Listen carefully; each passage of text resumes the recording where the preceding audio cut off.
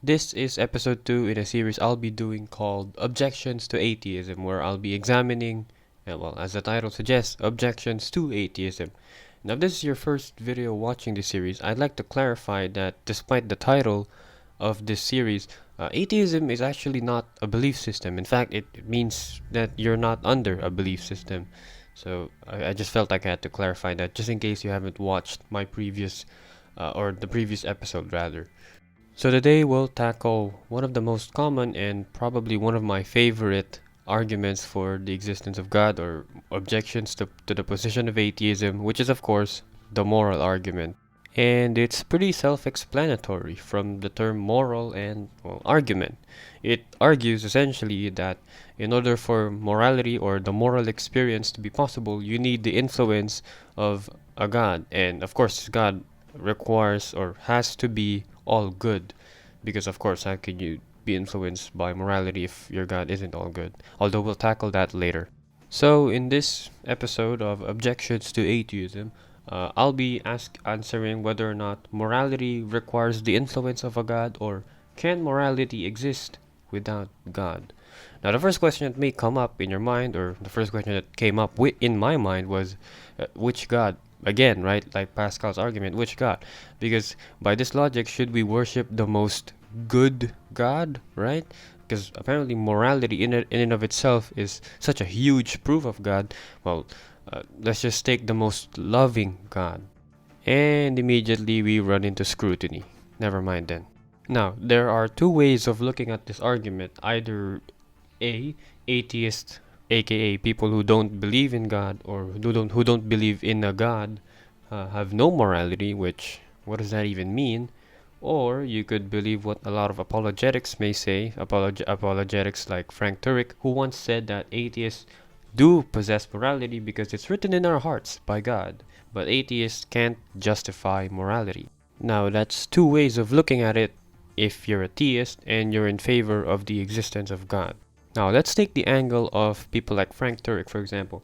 Atheists have morality because it's written in our hearts, but we can't justify morality. We can't justify why we shouldn't, I don't know, kill someone or rob that beautiful purse we see on the street. We can't justify why we don't do that, right? But Christians, or much rather people who believe in God, can. Now, my first question for this is, well, what about people of other faiths, right? I mean, people of other religions, for example, right? Can they justify morality too? But then again, they don't believe the same God as you, or their concepts of their God may be different to yours. But that's a different sort of topic. No, what I wanted to say is, if your justification for why you do things that you may consider moral is because you're afraid of divine punishment, because if I remember honestly, you get rewarded for doing good and you get punished for doing bad. So, if your justification for whether or not you should do something that you may consider moral, if your justification as to why you did this thing you call moral is because you're afraid of divine punishment, well, I'm sorry, but doesn't that make you a psychopath on a leash? Look, I don't want to say that religious people or people of faith are psychopaths on a leash, right? I believe that a lot of people do these things we consider good out of the goodness of their hearts, not necessarily because of fear, right?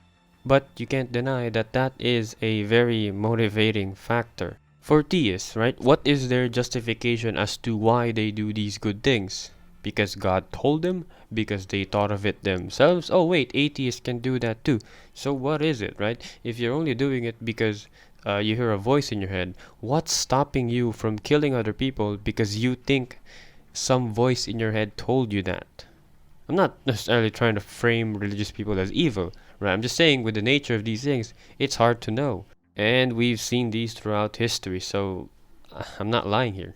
So, to better explain this argument, we have Exhibit A, humans have morality, or this certain experience that, let's just call it the moral experience, right? Exhibit B, God is the best explanation for the moral experience. Therefore, I can conclude that God exists, right? That's the basis of the moral argument. So in Exhibit A, that human morality is something that can be observed, right? And in Exhibit B and in the conclusion, you have to assume that God, whoever he is, has to be, I guess, all good or omnibenevolent to be the basis of morality. So for this episode and for maybe future episodes, we'll go with the Christian God because a lot of these arguments are in favor of the Christian God. So, or at least they say it's in favor of the Christian God. So, well, let's tackle the Christian God then. The Christian God or the Abrahamic God, they believe it's the same, is usually described as omnibenevolent, all good, right? All loving and all that. And from this we can conclude that he should be the basis of morality. Well, let's check what the Bible has to say. Even though using the Bible is kind of unfair because it's a book about God. Of course, it's going to be biased towards God, right? Proving God exists with the Bible is circular reasoning and it doesn't work.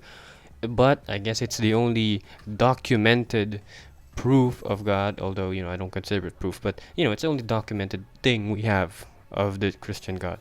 And to most people who have read the Bible, you will actually notice, and I mean read the entire thing, you will notice that God changes personality. You see, God's morals change throughout the Bible. Despite Christians claiming that God doesn't change or doesn't need to change because he's perfect, right? If God changes but is perfect, was he less perfect before? If so, then he's not perfect at all. And that's of course assuming that Jesus is God, as claimed. So, one of my biggest questions when I was a theist was, does everything God say is considered objective truths or objective good just because it comes out of his mouth? And if so, well, if I disagree with something that God does or if I disagree with God's morality, then is morality then subjective? If I do something that God orders me to, is it good? Is it objectively good? Or am I just doing it because, well, I'm trying to follow God, Because even if the God of the New Testament or the God of the Bible exists, rather, I would disagree with him on a lot of things. And I know such a ballsy move, such an arrogant move, you're the creation and you're disagreeing with your creator. But I'm sorry, at the end of the day, I'm still a separate character from him. And I disagree with a lot of his morals. I don't care whether or not you may call his actions objective good because it came out from him. And with what I said a while ago about God changing throughout time, so it's either God changes, which means he's not perfect and therefore was not a good basis of morality back in the day, and probably not because, he can still change and improve, therefore he still has imperfections, and then he's no longer perfect. And if he's no longer perfect, why call him God at all? Or morality doesn't require a God. And this is where I introduce you to science. If you didn't know, science knows that morals are due to millions of years of psychological evolution. This is why morality changes and progresses over time, right? There are things that were okay before that are no longer okay now. It's the reason why even the Bible changes morals because okay, maybe that's not a good example, but there's a reason why throughout human history, right? What was right and what was wrong has changed drastically, and also even today, what you may consider right and wrong is vastly different depending on when you were born and where you were born. So, is there such thing as objective morality then? And if so, is God supposedly responsible for writing this in our hearts? Although I will say that if we have proof, and actually we do have proof that morality or this experience we call morality, if this thing is a product of millions and even billions of years of a psychological evolution, where does God exactly fall under this? What do we need him for? What do we need his explanation for? Or much rather, what do we need him as an explanation for? You see, many things that we can't comprehend, or not just we, but other people usually attribute it to God, because God is something we call an incomprehensible being, right? So anything we can't comprehend, we attribute it to him. For example, if we didn't know what lightning and thunder were, then we would have attributed it to God. Right now we know why there's lightning and thunder, right? So my question for theists is, if the study of evolutionary psychology, right, if that gets better and better and we know more, are you willing to give up the point that morality is something written in our hearts by an almighty deity? You see, I disagree with a lot of morals in the Bible, and I myself think that you should definitely not base your morality on the Bible, especially the Old Testament. And a lot of people say, well, that's old, right? That's the old covenant, that's the old ways. But isn't the all-loving, all-benevolent God supposed to be, all-loving, right? How come his morality changes? If so, then like I said before, he isn't perfect, or he was not perfect. Now we know that morality is a product of millions of years of, psychological evolution. Where does God sit in this argument anymore, or in this conversation? And also, a lot of people fail to, not necessarily fail, but a lot of people may not realize, but animals show basic forms of morality. It just so happened that ours is more advanced due to the psychological evolution, and I guess societal evolution too, which is amazing. So, to answer the question that was posed in the beginning of the video, does morality require the influence of God? Well, to answer that, no, because the morality or the morals of this supposed all-benevolent God of the Bible is flawed and also changes, which means that either he was not perfect, at least he wasn't perfect before, therefore he shouldn't be the perfect sort of guy to look up to for morality. He should not be the basis of morality. The biblical God should not be the basis of morality. And the last question, can morality exist without God? Well, yeah, it can. It has been, actually. It has been going on for a while. If we discover more proof that, that there is an almighty deity responsible for morality, then I'm willing to change my opinion. But as it stands right now, science has just explained everything, and what we know is only growing, right? We're only discovering more, we're only learning more.